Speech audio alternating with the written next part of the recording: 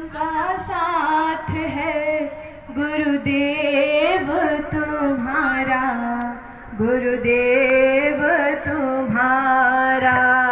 जन्म जन्म का साथ है गुरुदेव तुम्हारा, गुरुदेव तुम्हारा। जन्म जन्म का साथ है गुरुदेव तुम्हारा, गुरुदेव तुम्हारा। जन्म जन्म का साथ है गुरुदेव तुम्हारा, गुरुदेव तुम्हारा। अगर न मिलते सद्गुरु हम तो लेते जन्म दोबारा।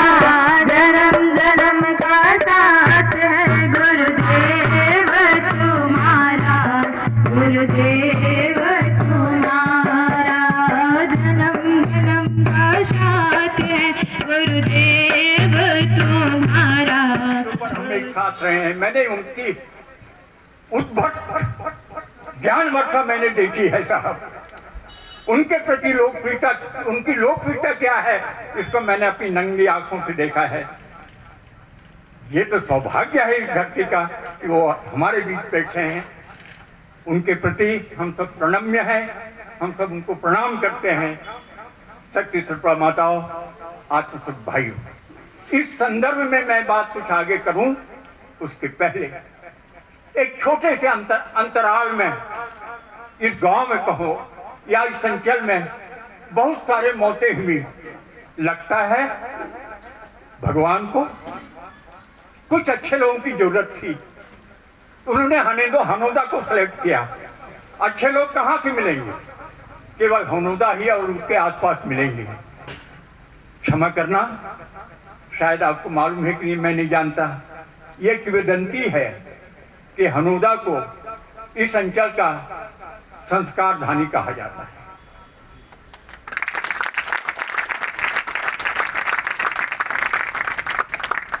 बड़ा तप किया है यहाँ के लोगों ने, बड़ी तपस्या लगी है उनकी यहाँ पर। छोटे छोटे बच्चों को, मैं तो उनके प्रति प्रणम्य हूं। जो बोलो वो करने को तैयार। कुछ मौत ऐसी होती है कि मोहल्ले पड़े तो गांव को द्रवित कर देती है, लेकिन कुछ कुछ मौत ऐसी होती है कि कुछ गांव को भी प्रभावित करती है। लेकिन एक ऐसी मौत हुई जो पूरे अंचल को द्रवित कर दिया। उस व्यक्ति का नाम था यशवंत साहू। श्री इस गांव के जो प्रमुख कार्यकर्ता हैं, जिनके कंधों पर जब से उन्होंने इस मिशन में होश संभाला है, फिर पीछे मुड़ के नहीं देखा और उनका परिवार पूरा मिशन में लगा हुआ है। तुम लोग देखते नहीं हो, फलाने फलाने कार्यकर्ता की बेटी बड़ी हो रही है, शादी के लायक हो गई है। कौन शादी करेगा उसका बाप? तुम लोग मर गए हो क्या? मैंने गुरुजी ने कहा तुम लोग जिंदा हो और उसके बाप को चिंता करनी पड़ रही है। झूठा। मैंने गुरुजी, एक बहुत बड़े कार्यकर्ता की बेटी की शादी हो गई, नाम नहीं लूंगा मैं, शादी हो गई तो गुरुजी को वो बड़े कृतज्ञता से वो देने गए। गुरुजी, आज मेरी एक जिम्मेदारी पूरी हो गई। गुरुजी नाराज हुए। तुम्हारी जिम्मेदारी नहीं है, मेरी जिम्मेदारी है। वो तुम्हारा एक कर्तव्य पूरा हुआ है, मेरी जिम्मेदारी पूरी हुई है बेटा। माने वहां रहने वाले हर एक कार्यकर्ता की बेटी की शादी करना गुरुजी अपनी जिम्मेदारी मानते। तो जो वो गांव में बात थी, हनौदा में और बढ़िया बढ़िया बातें हैं ही, जैसे गांव का जन्म दिवस उत्सव मनाना, हरित सरोवर अभियान, ऐसा है ही। और गृह गृह गायत्री यज्ञ चल ही रहा है। और गायत्री परिवार का एक व्यक्ति हमारे बाजू में बैठा था, तो उसने एक बड़ी बात बताई जो मुझे याद है अभी तक, आप भी याद कर लो।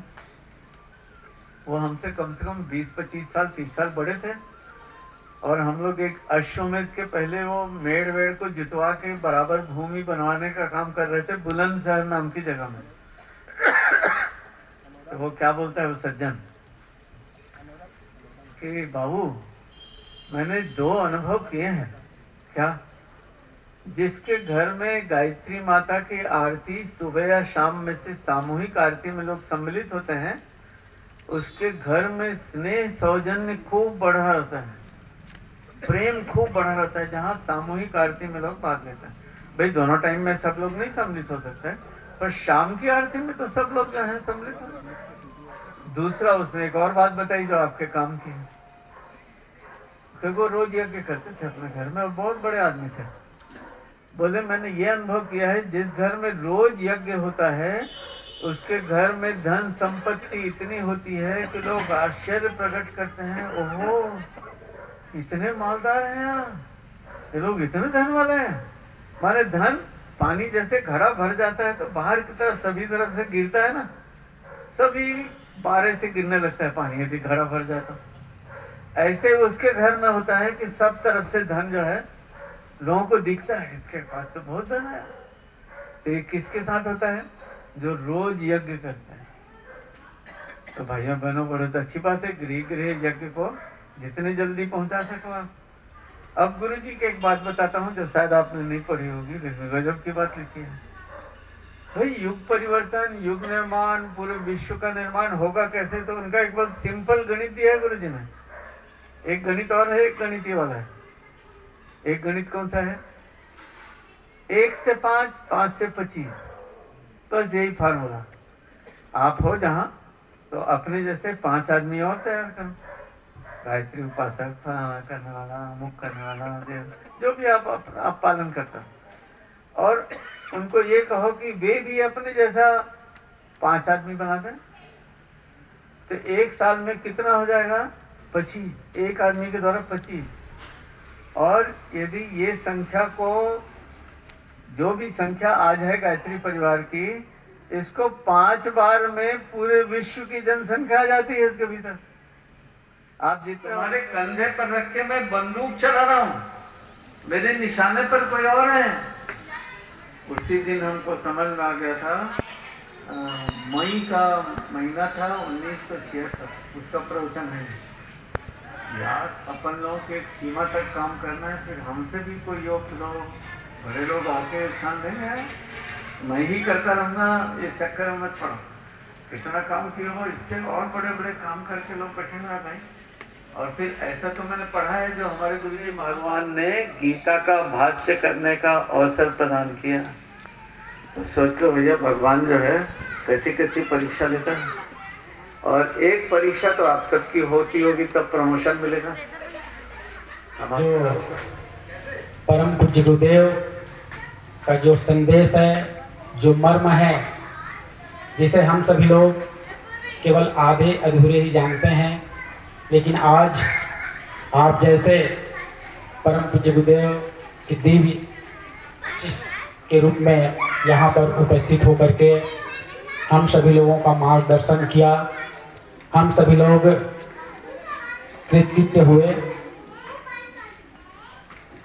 मेरे पास बोलने का तो शब्द नहीं है, और मैं आगे कार्यक्रम को आभार प्रदर्शन के लिए आदरणीय डॉक्टर CL साहू जी से निवेदन करूंगा कि हमारे बीच उपस्थित हमारे जो आज के प्रमुख वक्ता थे उनको, और साथ ही साथ हमारे जो आसपास के क्षेत्र से और हमारे गांव से जितने भी कार्यकर्ता यहाँ पर आकर के इस कार्यक्रम को सफल बनाए, उन सभी को आभार व्यक्त करेंगे। आदरणीय डॉक्टर CL।